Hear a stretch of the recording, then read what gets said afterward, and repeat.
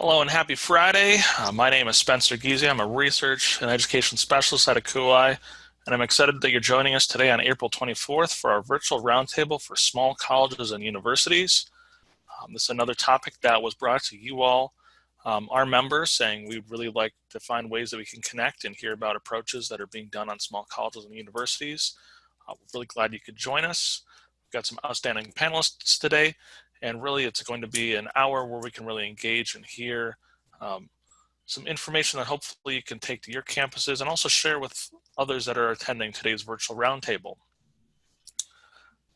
As always, we continue to post our virtual roundtable recordings on our YouTube channel, and there's a number of devoted web pages and online threads in our online community that are there for your COVID-19 resources for you to check out. So please visit our website and our YouTube channel.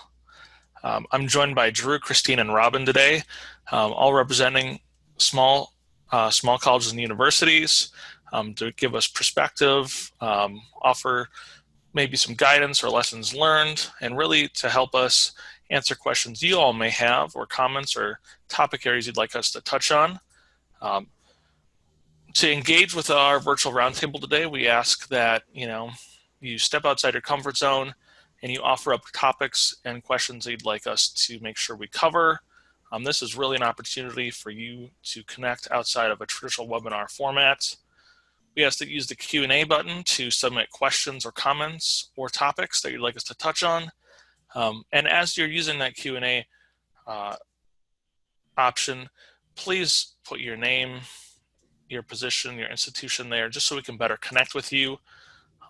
As attendees, you are going to be able to see all the questions that get posed. You're able to upvote those questions to show that, yes, that's one that I'd like to see asked as well. You also have the ability to comment on someone else's question. So if it's something that you're experiencing at your institution, you're able to comment on that and offer some sage advice as well. So there are no perfect answers. There's no experts in this as we're navigating this. So please, sharing resources, sharing ideas is really our best approach. I say that as well for our co-facilitators. They are here to share their expertise with you. They're here to share experiences that they have had. But please know, none of us are perfect. None of us have all the answers. So really, I thank you all for joining us today. So I'd love to hear from our co-facilitators. If you could each introduce yourselves, share a bit about your campus style, your campus setup, and then also what your role really oversees on that campus. And then where are you at now? Now that we're a month into COVID-19 response on campuses, where's your campus now? What are the next steps that you're looking to take? Drew, since you are the first person listed on this slide, you get to go first. So Drew, take it away. I will take it. I am Drew Peterson. I'm the Associate Dean of Students and Director of Residence Life at Presbyterian College in Clinton, South Carolina. I am also your Small Colleges and Universities Director on the ACUHO Executive Board. PC is a small school, like many of them. 1,000 students undergrad-wise. We also have a pharmacy and PA program. We are 4-year residential. We are also the smallest Division I athletics school in the country, which is pretty cool. Where we're at right now, we've got about 10 students still on campus finishing up finals this week, but we have all of our students still to move out. So the orders to stay at home came right as we were wrapping up our spring break, and so students have not returned to campus yet. And so we are waiting on those orders to be lifted by the governor so that we can work on move-outs. We are, at this point, starting to cancel our summer conferences and programs. So it's going to be a quiet summer here at PC and trying to figure out what the fall is going to look like. Thanks, Drew. Let's hear from Christine next. Christine Winget. Hi, everyone. My name is Christine Winget, and I am the Associate Dean of Student Life at Bennington College. Bennington is a smaller college in Vermont. We have 650 beds, and we are a 4-year residential campus, so pretty much all of our students do live on campus. We have houses versus residence halls, so about 35 to 45 students live in each house, so our makeup looks a little different that way. Gosh, where have we gone in the last month and 11 days, a long way. So we were not on spring break. Actually, we don't have spring break. So in the first year ever, that was great for Bennington students. And so we had everyone pack up their things and take what they could. We did offer storage where we could. And so we have a lot of items in our student center currently. We had about 100 and at the beginning, it started off probably at 130 students that couldn't leave campus. We're down to 113 as of today that are still living with us throughout campus. We have canceled our summer events.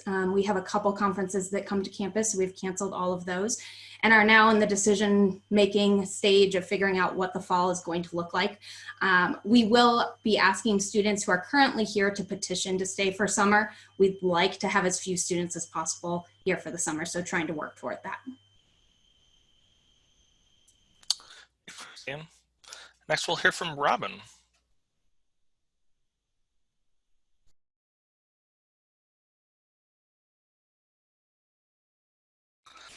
And Robin, we're going to ask you to unmute. Sorry, bud.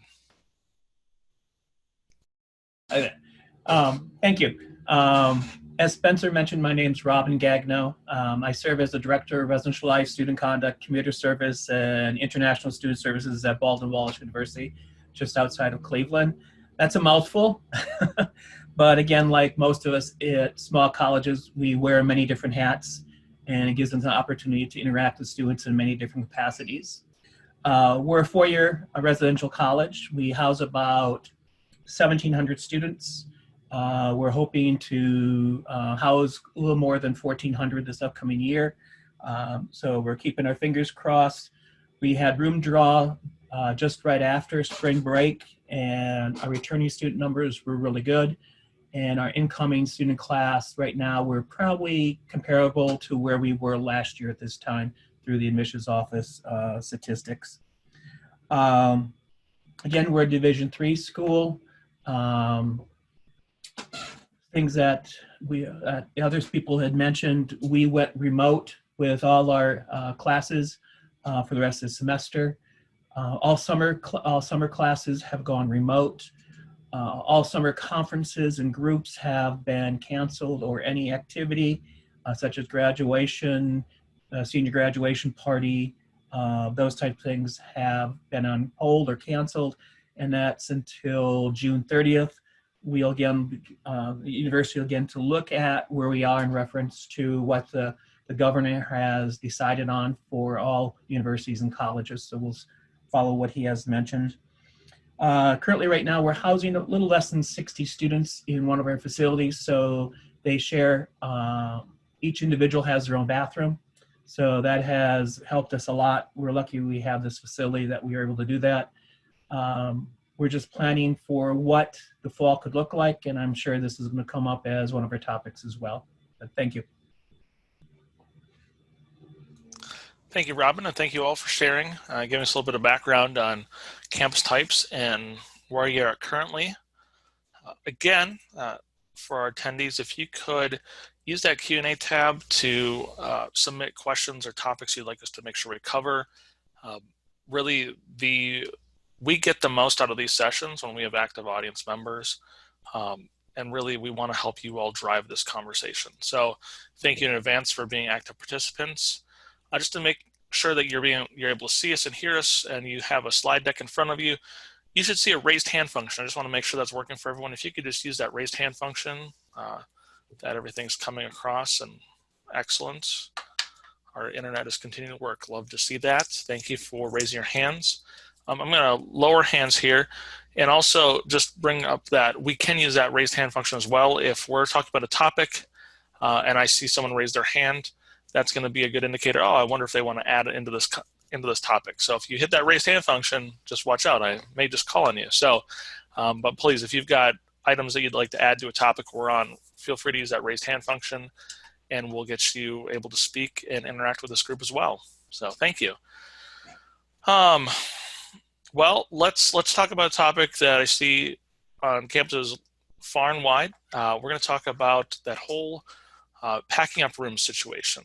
So Nathan from the College of Worcester brings up the question, how are people handling the stay-at-home order and packing up student rooms? So I think to make that a bit broader, if you have a stay-at-home order where your institution is, are students still allowed to come back to campus and basically get their belongings, or is that a no currently? I know some areas handle that a bit differently. And then if you've got rooms that are full of student belongings, what's the approach currently in terms of getting those out of the room?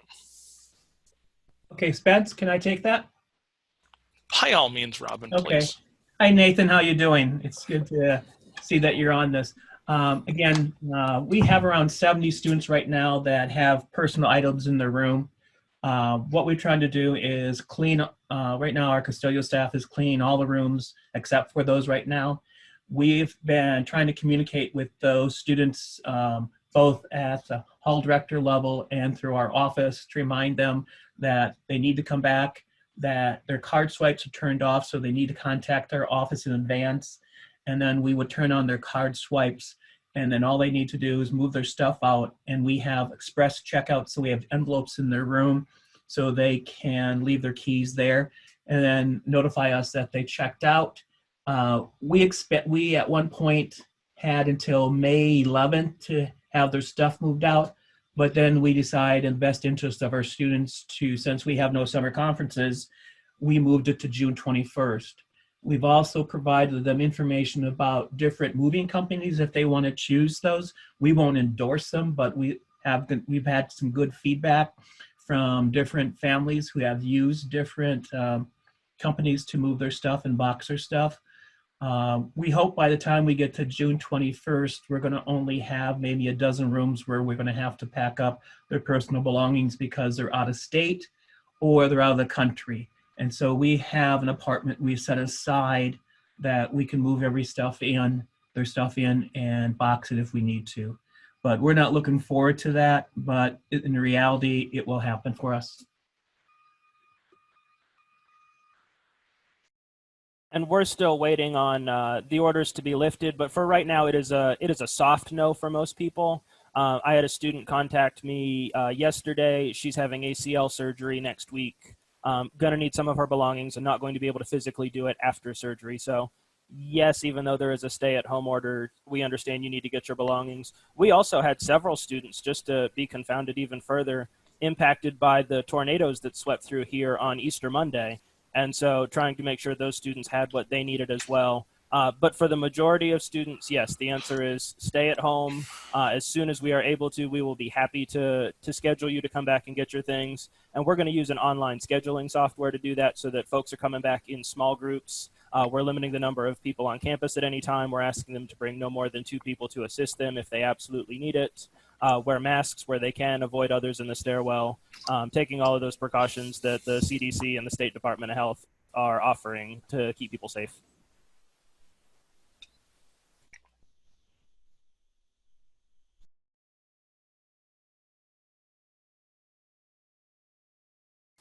Thanks, all. Let's talk about those students who are still on campus, because I think we've all got some on our campuses. What types of policies are in place for those students who are remaining on campus?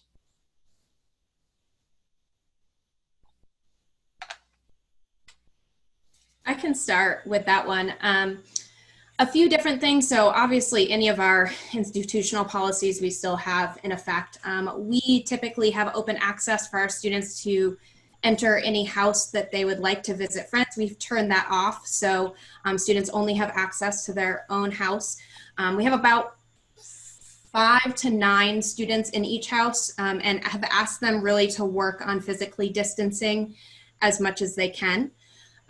We have our dining hall is serving meals to go. Actually, we've kind of set up a convenience store for them to go to. So 2 times a day that's open. When students go in, they immediately put hand sanitizer on their hands and then gloves. They're expected to come with a mask on, and then they can select any food items that they would want. Many of them take more than 1 day of food so that they don't have to come every day to pick up food. But otherwise, everything's pretty much the same. We have on-call psych services, we have on-call medical if needed, we have campus safety on campus 24 hours a day. So we're trying to make it as normal for them as we can, while also making sure that we're really emphasizing the physically distant, and have sent out numerous communications about being physically distant with each other, which has been the hardest thing for our students.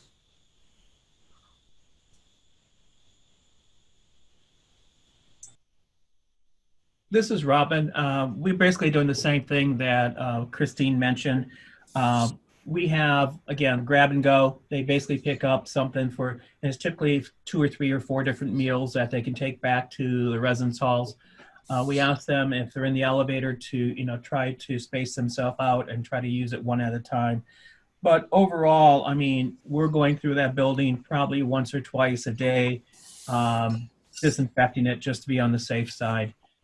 So our custodial staff is working full-time, doing what they've done in the past, but also doing additional cleaning as well. And we're doing just about the exact same thing as the other two. I would say the one thing when it comes to duty rounds, it's the professional staff and myself that are doing our rounds of the buildings in the evenings. But with our campus services and housekeeping going through so regularly during the day, we are more doing door checks in the evenings just to make sure everything is staying secured. Nobody's left a door propped open or it just hasn't closed tight. Making sure that our facilities are all well locked up. People aren't going into any open windows and those sorts of things. That's been the main focus of my staff now that we're down to only about 10 students on campus. Just to add to what Drew mentioned, we currently don't have any RAs working for us. We gave them all the option to leave. And the only thing that they're doing now, and again, this is optional for them, is connecting with their floors through whether it's Zoom or Teams, so that they have that connection with them. And so we also, some of the hall directors are still having their staff meetings. We're also planning by May 1st, all the hall directors need to have a staff meeting with their 2021 staff so they can go over things, answer questions, prepare them for the fall. And then we had, for our new RAs, we had a virtual roundtable on Teams, which we talked about the RA position, some responsibilities, and we just want them to try to answer some of their questions because, again, there's a lot of unknowns. But I think that communication to your staff and your students, whether new or returning, really makes a big difference and reduces a lot of the anxiety that they're feeling, because I know that we feel the anxiety because we don't have all the answers. But again, trying to be an 18, 19-year-old student and not knowing. So communication is very vital. Communicate with your current students. And then once we have our new students that are housed, which will be at end of September, and again, take that back, the end of June, because all our orientations are going to be virtual. So we're not bringing people on campus. And I think that's going to be good for our new RAs to connect with some of their residents sooner than they have done in the past. Thanks, all. We've got a number of questions, kind of a similar theme, and we're thinking about places for the students to live on campus in the summer or even in the fall. Those students that may not have another place to be, where the university is really their home. How is that being handled on your campuses? For us, we, like I said, we still have about 113 students on campus. Our population is about 20% international students. So most of those students are international, although we do have a few domestic students that didn't have another space to go. We'll continue to house students in that same process for the summer, but have asked all of those students to try to find a way to get home, because we unfortunately won't be able to have dining be operational during the summer. And so we know that services will be more limited for them. And so trying to find other spaces would be better for them if it's possible. But we'll have a petition application that they'll fill out. It will go out next week, actually. They'll have about, I think, 3 days to fill it out, and then we'll evaluate them the week after to be able to give them an answer so they know quickly where they need to go. We would also extend that same thing to the students who are still here for the fall. If we're not back on campus in the fall, we would extend that same opportunity for those students.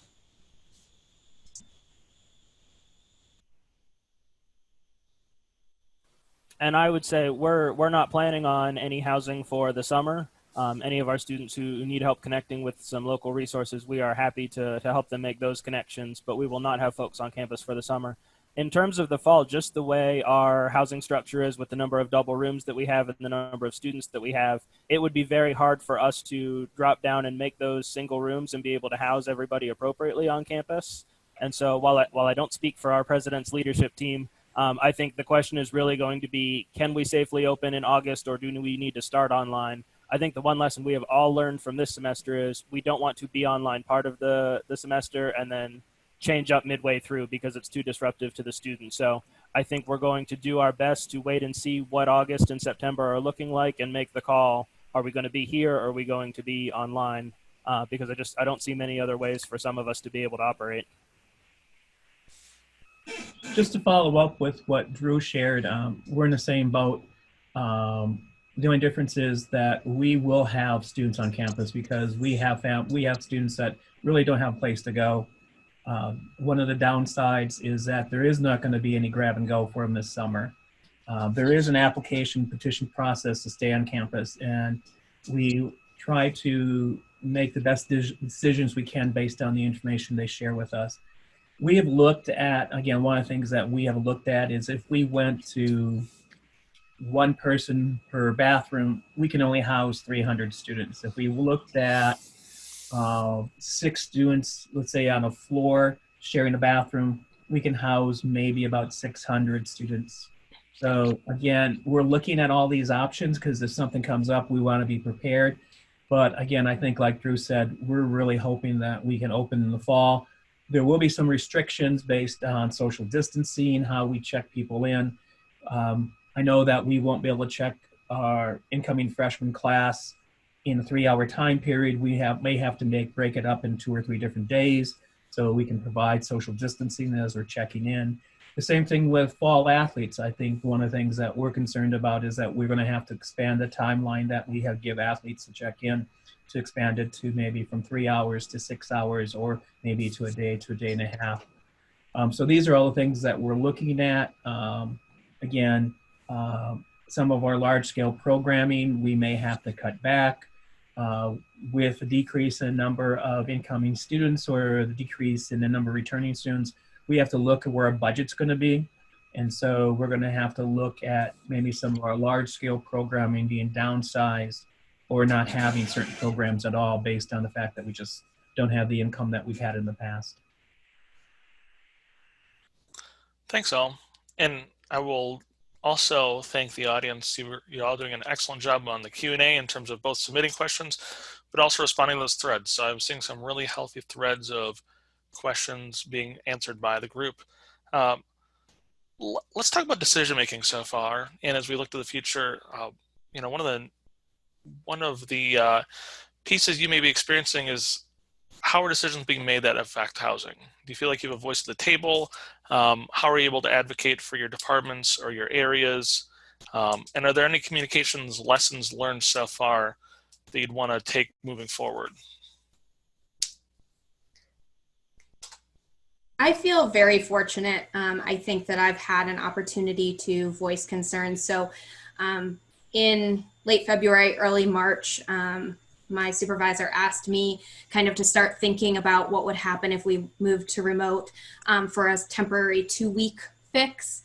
And I came back with, we can't do a 2-week fix. It's either the whole term or it's not, because otherwise we're going to end up with all of students' belongings still on campus, which I know a lot of campuses have actually ended up with. And so the decision was made to go remote completely versus the 2 weeks, which I think for us was really helpful. I feel like I have a seat at the table. Now, that being said, they're right now kind of in meetings deciding what's going to happen with fall. And I'm hopeful that they're taking into account kind of the student services side of things versus just the academic piece, since it's mostly academics that are meeting. And so I'm hoping that's the case, but I think they have been thinking about housing. We're lucky, 650 students, residential campus, and it is really about the holistic experience. So I think that I've been very fortunate. I think going forward, I really, really do believe that the more we as housing professionals can share with others what we do and the impact of decisions on what happens. Because I think a lot of times those decisions are made and folks don't think from that point of view. So even in times of not pandemic, I think it's important to share that, because hopefully then when something hopefully never like this happens again, they'll look back and say, oh yeah, wait, let's figure out what we need to do with housing, and let's communicate, because that's important. Just to follow up what Christine shared, is we're very lucky that our vice president had been in housing before. So I think she has a good understanding of what we're dealing with. And they started a task force about a week ago. It's on what we're going to do if we open, and what are some adjustments we're going to have to do. And I have my associate director on that committee, and he gives a perspective from housing. So like Kristen said, having a voice makes a big difference. Being on those task force or groups where housing is being mentioned makes a big difference, because not everyone understands that, we still have students on campus. We're still operating because we have room draw. That's all completed. We still have to place all these 300 or 400 incoming students. We're still dealing with students who have stuff on campus. So having someone who has an experience, someone who can share what we're doing, really makes a big difference at our end.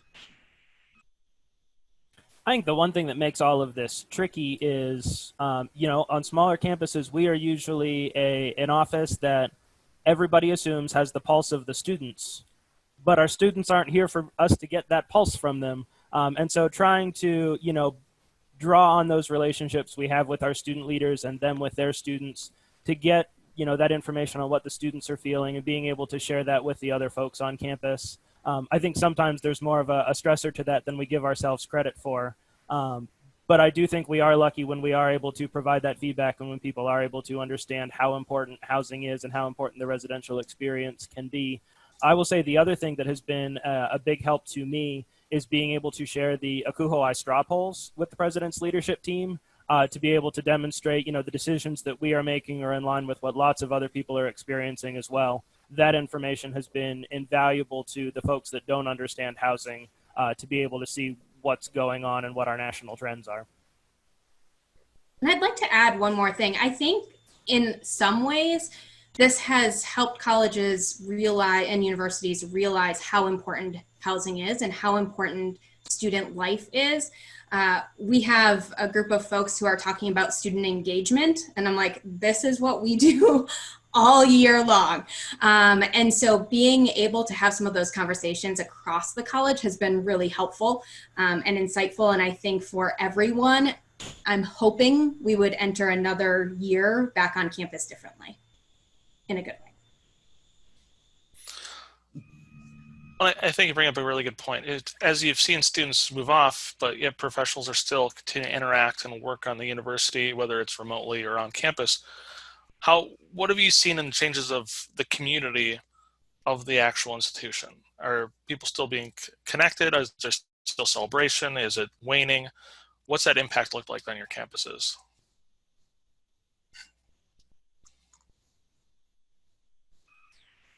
This is Robin. I've been on different committees or task force since this started happening, and I've been listening to some of the faculty, and again, they're doing as much as they can, trying to connect with the students, changing half their curriculum, 8 weeks of their curriculum to adjust to being online is very challenging for them. But some of the feedback that I've heard from students is that they do appreciate that what the faculty are doing. I think the faculty have a better appreciation of what everyone else does now too, when it comes to interacting with students, because again, normally in a large class, you may not interact with them on a one-to-one, but when they're emailing you and following up on some type of virtual roundtable like this, they're probably going to connect more with them. We're preparing for finals in 2 weeks. So again, they're trying to work with the students to make sure they can get all their projects in and trying to work with them as best they can. But again, I know for us in Res Life, it's been challenging, but for faculty and staff, it's also very challenging for them too. So again, I think it's a good learning experience for all of us, and hopefully we can utilize the things that we learn to, again, be better in the future. I think our students, those who have elected to stay on campus and those who haven't, but definitely are at a different place than they normally are. Our emphasis really is strong on community and getting together and celebrating together. And unfortunately, we've really tried to encourage them not to do some of that stuff. So it feels like the environment on campus is a little bit somber right now with folks. And we are getting into kind of the stressful time of the year where it's end of term, and what that looks like is very daunting for some of our students. And so I do worry about them during this time. I think we've had in Vermont kind of some cold, gloomy weather hasn't been helping either, in terms of folks not wanting to go outside because it has been kind of bitter cold. And so I think it is not what students thought they were signing up for. So when students decided that they wanted to be on campus and applied to stay on campus, I think they thought it was going to be fun. And they thought it was going to be exciting, and they were going to get the whole campus to themselves, and they were going to get to use lab space, and they were going to get to use dance space, and they were going to get to use theater space. And they haven't been able to do any of those things. And we've been trying really hard to make it as equitable as possible with the students on campus and the students off campus. And so they can't use classroom spaces. They can't use an extra room to store their things. They can't do these things. And I think that's been difficult for our students. That being said, I think students have been really engaged. We're starting up our housing selection process in the next few weeks. And so they're excited about that. We just had our admissions kind of visit day this past weekend and have had really good attendance at that and a lot of engagement in that. So I think people are thankful for where we are. I think if we continue virtual in the fall, that could look very different, though. I think that excitement will wear off a bit. Just to add to what Christine said, I know that we're trying to think about how many bed spaces we will have, but we've also talked to 3 of the local hotels in our area and said that, if we have to space our students out, what can you provide for us? And we said, this is how much students pay. Can you work with that amount? And so we have this, we're doing some follow-up. We're not promising anything. We just want to make sure that if decisions are made, we at least have inquired to different hotels in our area how many students they could house and what they could offer. So I think part of it is pre-planning. We may never need to use it, but at least we have that information that I can give to my vice president, who can work with our VP of finance to understand what the cost will be down the road. Sure. Robin, thanks for sharing that. That's another great potential approach to this. So that's awesome. Thank you. I'm going to segue from that topic, or that last point, into our most upvoted topic, which it could be a little dicey, but we're going to go for it in as many hypotheticals as possible. So Amy Schneider from Oregon State University Cascades asked a question: are you opening fully in the fall or single occupancy in rooms or another configuration? Of course, I don't think any of us have a definitive answer on fall yet, but we're starting to hear some of those potential options that we may be rolling out. So as we look at fall, what are the potentials that you've already kind of planned for?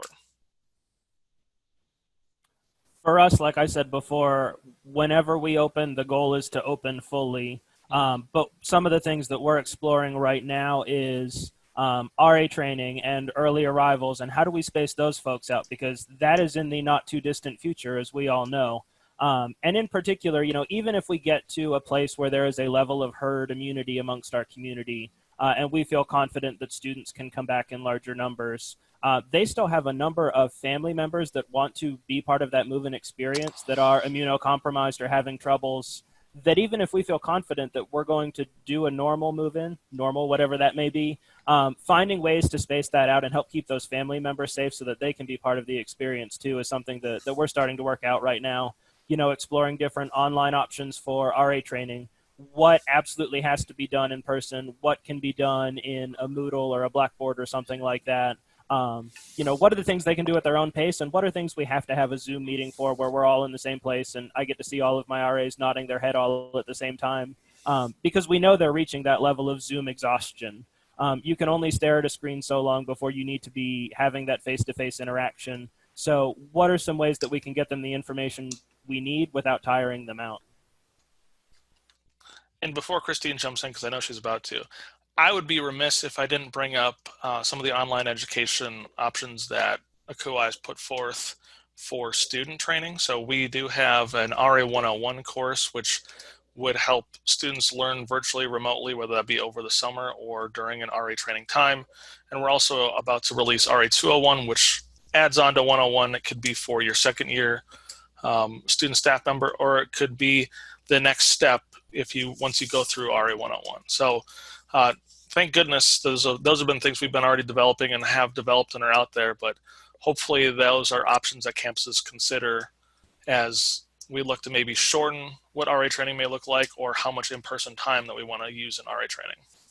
And we're planning to use RA 101. One of the things we talked about was when you think of the expense of bringing students back and having to feed them and all of those other things, being able to shorten training by doing some of it online, there's value to be had there. Sure.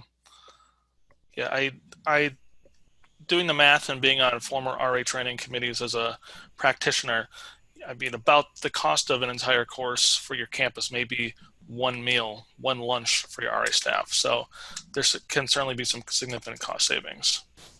But Christine, don't mean to derail. Go ahead. No, not at all. So we haven't really, I'll be honest, started thinking about what fall living is going to look like beyond doing room selection.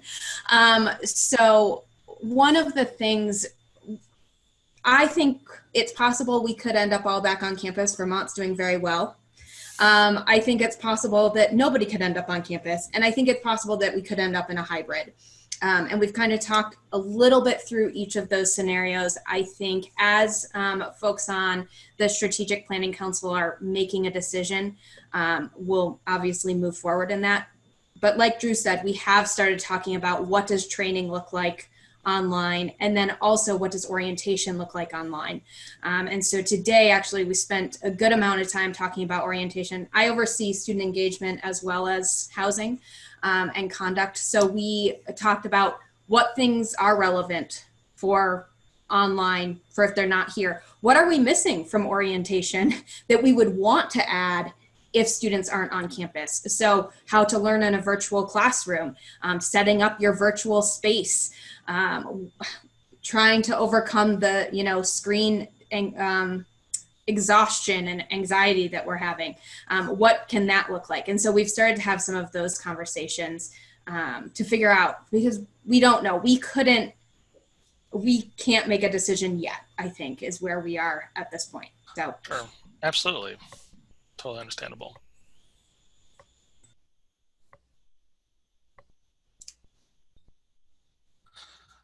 Great. As you're in positions with departments that are typically more connected to your students, as we've talked about, there's Zoom fatigue, learning online fatigue. Of course, we have faculty members that are trying to do their best to connect with students and help them do well. Are there things that your departments are doing to help support students who are struggling with online curriculum?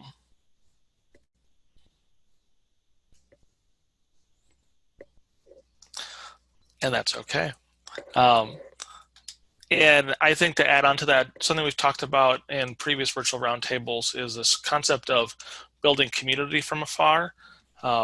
As we continue to have students that are remote, what are some of the methods that you've all been using to keep connecting with students? Do they keep their house community or their floor community? Are there student staff members from your departments that are staying in touch with them? What does that type of engagement look like? So we kept actually, we don't call them RAs, we call them house chairs. But we kept all of our house chairs on payroll for the rest of the term. Those who didn't want to continue didn't have to. So we had one that didn't want to continue. The rest are continuing, but all virtually, even though a couple of them are on campus, we're not having them do anything in person. And that's something that we would continue for the fall. So we talked about, even if we don't come back to campus, we will still assign students to houses for the fall, and they will be in a house community. And those house chairs meet with the students on a weekly basis. So they have house meetings every week, and that has continued since we've moved to remote. Many of them are doing them on Zoom or Google Hangouts, and that has seemed to be okay. I think we maybe should have and would this time, now that we have some more advanced notice, work on figuring out what that looks like better in terms of training and how to really lead a community on Zoom. A few of our communities are doing game nights and things like that. We had, our admissions group had an open mic opportunity for all admitted students this past weekend. We've had trivia night that we have organized. And I think those things have been really helpful and a touch point for students, which is good. We still continue to meet as a Students of Concerns group. And so that includes some academic folks as well as some student life folks to be able to identify students that we're worried about. Many of that have come from the academic side, but then we still can allow us to kind of do a check-in and figure out how they're doing. So we've tried to have those touch points, but it is harder. It's harder being remote to be able to do those things. I know my staff has been, again, they're more updated on some of the types of things that they can do for students through the virtual medias and social media. They have coloring contests. They have Disney brackets. They're doing stuff on wellness. They're doing a coloring challenge. They're doing something on how to draw a dinosaur. So they're doing a lot of different things to try to connect with the students. We have Feedback Friday, which is offered by my associate director, Bob Byers. Some Fridays he has, some good discussions. Other Fridays there's just not a lot of questions. My other associate director is doing a water cooler type of session with the hall directors, just to connect with them, see how they're doing, answering some of their questions, trying to deal with some of the anxieties or try to help them understand what they're going through and those types of things. So I think there's a lot of things out there. I think you just have to, like what we do with anything else, we borrow from somebody else and utilize it with our own staff. So. Yeah, our professional staff, along with the rest of the campus life staff and led by our academic success staff, actually took the list of all of our students and was calling all of them right when we first went online to check and make sure everybody had a safe place to be, everybody had Wi-Fi, people had what they needed to do their courses successfully. I know the one thing we have tried to stay away from at all costs is emails to students. They are so bombarded with other emails and trying to figure out academic work that we have tried to stay out of that space. And so we've also kept our resident assistants on staff and paid through the end of the year so that they could continue just being those touch points, whether it is through GroupMe or Instagram or Snapchat, however that may be. One of our RAs did a virtual Connect 4 tournament using Google Sheets, which was kind of fun and interesting. And he has a smaller place, so that worked out for him. One of ours was doing a GroupMe Resident of the Day this month, so that they could show off some of their drawings or where they're staying while they're at home, what their desk setup and study space is like, just something so that they could just stay connected and have an informal space where it's not just talking about classes and homework and studying, and that's the only thing they're talking about, but trying to build up that community. So our students are very creative, and there's lots of ways that they're able to reach out to their peers that we don't have the ability to do, and I appreciate that for their work. I just wanted to add too, we're not typically a sports campus, but we actually started doing esports recently.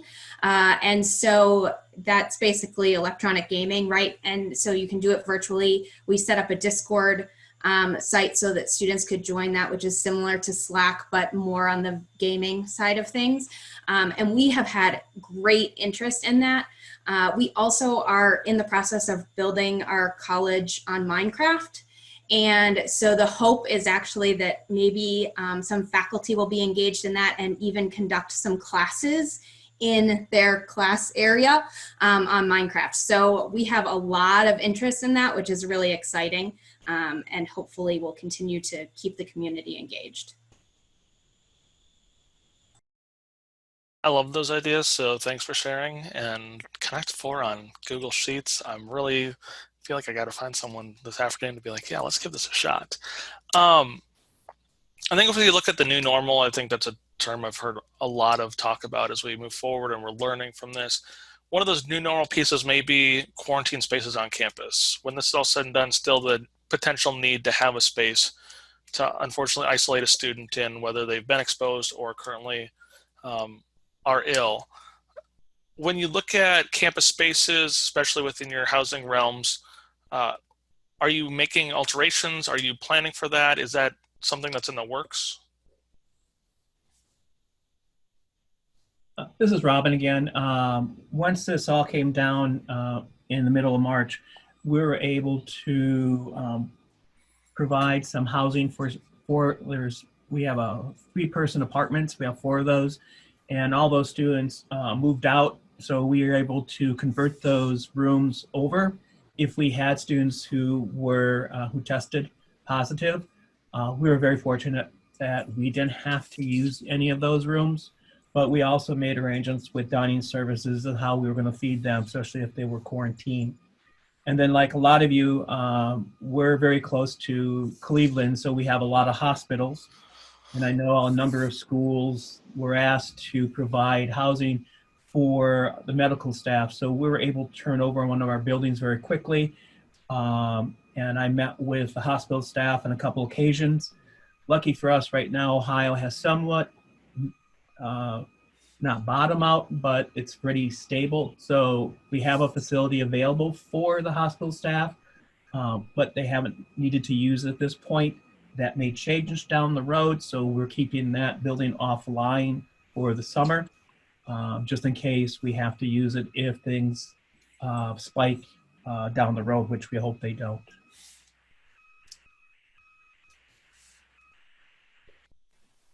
And I would say some of it is falling back to plans that were created back during H1N1, about a decade ago. Certainly, we will need to have some spaces available to be able to house students when they need to isolate or quarantine. One of the things both at my previous institution and here that we had in those plans, though, was students who are able to go home, we need to encourage them to go home and work with their families. And so that's an expectation that you need to be putting out there if that is part of your plan as well. Certainly something we'll be wanting to talk about when it comes to orientation and those sorts of things. If your student is sick, we're going to ask them whenever possible to be able to go home. Certainly if that's not feasible, we want to be able to take care of them on campus. We set aside, actually currently we have 3 houses set aside for isolation for current as well as summer. And we will keep those as isolation spaces as needed.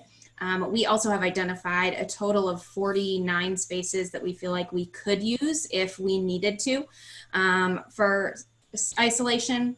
We haven't really talked about what that would look like if all students came back to campus, because we don't have that kind of space then. But we do have a few faculty and staff apartments that we have set offline and will stay offline just in case we do need it. We did have a couple students that were in isolation, neither tested positive, but since they had been tested, we had them in isolation and were able to develop meal delivery plans, as well as figuring out how to make sure that they had cleaning supplies and things like that for the space they were staying. Thanks, Al. Kind of jumping back to our previous topic, we're talking about all these great ways to build community from afar, and the ability to call students individually, which some might say that's a luxury. One of the benefits of being at a small college or university. What are other ways you feel like maybe small colleges are able to excel while we're going through this? Or what are other almost advantages where it's like, well, we've got less students to work with, so we can do this really well as we're going through kind of our COVID-19 response?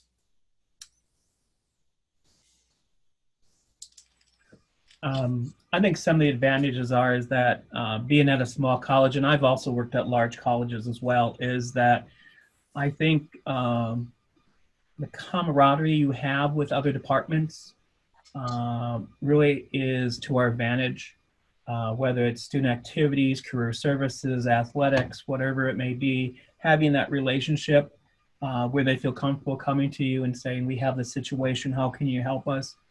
I know that happens at large institutions, but again, when you're a small institution, you probably connect. Your student affairs department probably has a good relationship with all the different offices, and so it helps to have those types of relationships that you have built up over time when these types of things come up, so that you can work together, so that everyone feels comfortable about what's happening, how we're housing athletes, or how we're going to handle orientation, how we're going to do with certain situations that happen in dining services, how we're going to do laundry, how we're going to space people out in the laundry room, how we do check-ins, all those types of things where we work with many different offices. I think that's one of the advantages of being a small institution. I think to add on to that, because I think that's huge, I think another thing is being able to really take into account the needs of students and also staff, and really figuring out, we had a lot of concerned staff members in terms of, we call them housekeepers on our campus.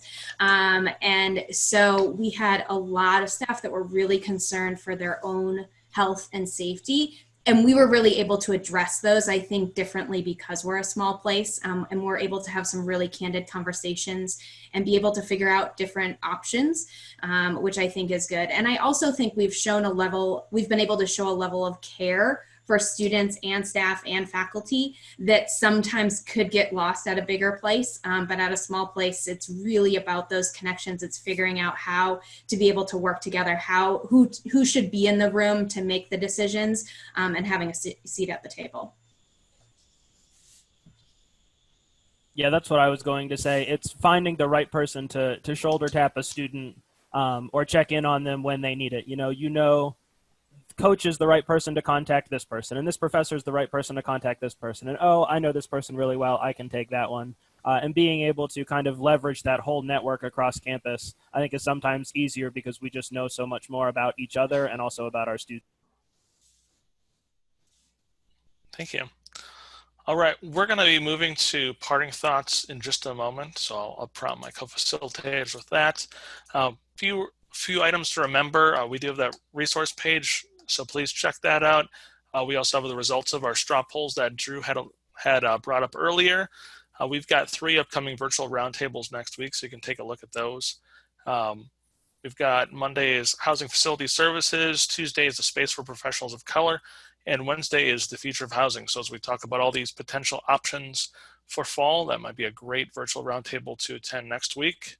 But as we wrap up, and being mindful of time, I'd just like to hear from each of our co-facilitators one last time. Ken, what are your parting thoughts as we depart today? And again, this can be any topic. This can be work-related, life-related, fun-related, totally up to you. So whoever wants to go first, you can lead off.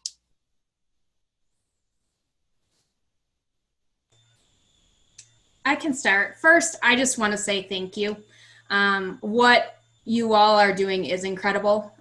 We have, moved mountains in the last month and a half, and I want you to know, if your students or your staff hasn't shared with you, that it is appreciated, and that these are unprecedented times. We are trying not to use that word as much at Bennington, but it has really, I think, allowed all of us to look inside everything we do, and be able to make adaptations, to be able to meet students where they are, and to really take the time also to meet your staff where they are. One of the things I would just like to put out there, and I just did this past weekend, but is figure out an office space for yourself at home. I was working out of my living room, and I wasn't getting enough of that divide between work and home, because I'd walk from my computer to my couch, and that was it. And so really being able to, if you're privileged enough to have space, to set up a space to be able to really conduct business so that you do feel like you can leave when you need to leave. So thank you again for all you do. It's incredible.